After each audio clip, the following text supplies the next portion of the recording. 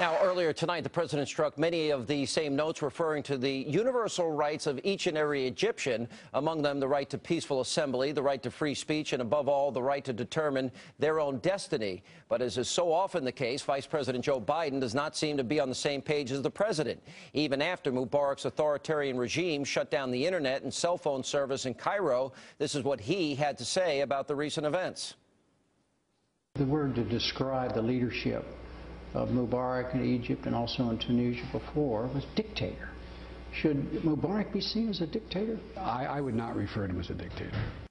All right, so as the sun prepares to rise in the Mideast, what might the future hold for Egypt, democracy, or yet another oppressive autocracy? Here with analysis is the president of ActForAmerica.org, Brigitte Gabriel, and the president of the American Together Foundation, Michael Gauss. Brigitte, let me begin with you. As you know, if you look at Mubarak and his background, it's pretty interesting. I mean, he's 82 years old. He's been there since Anwar Sadat was shot in 1981, longest serving since the 19th century leader.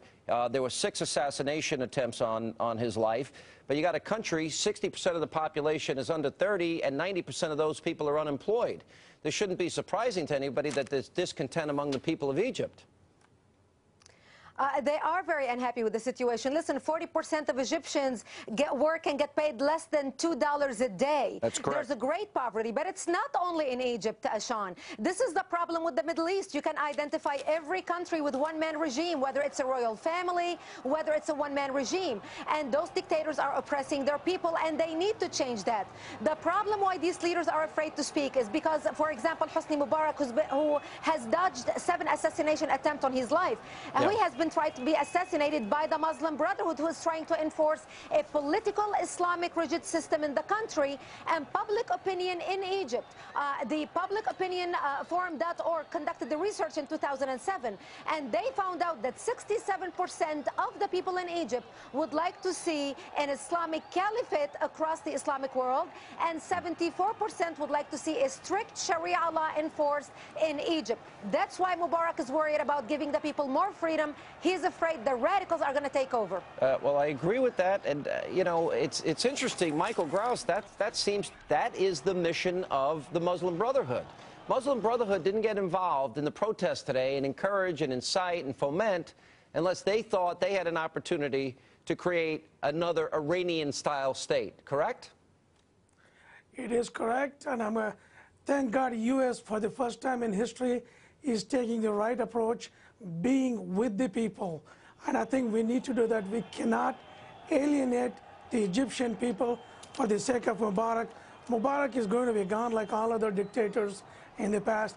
I'm sorry to say Joe Biden is always offline with the president. Mubarak is going to be gone. I think we need to be with people. If we hang on a second. Whoa. Michael, if Mubarak is gone, half the country lives in poverty.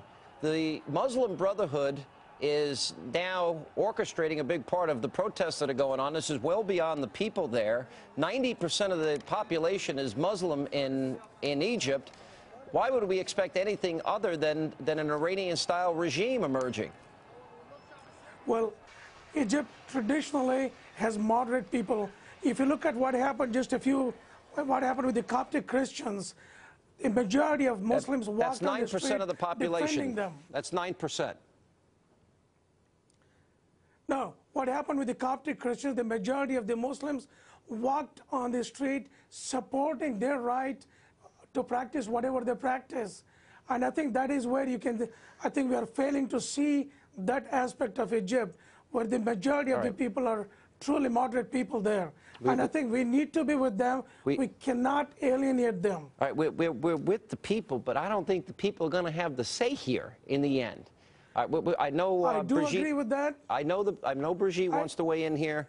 We're going to take a break. We're going to have much more on the situation that is unfolding tonight in Egypt with Brigitte and Michael coming up. Plus,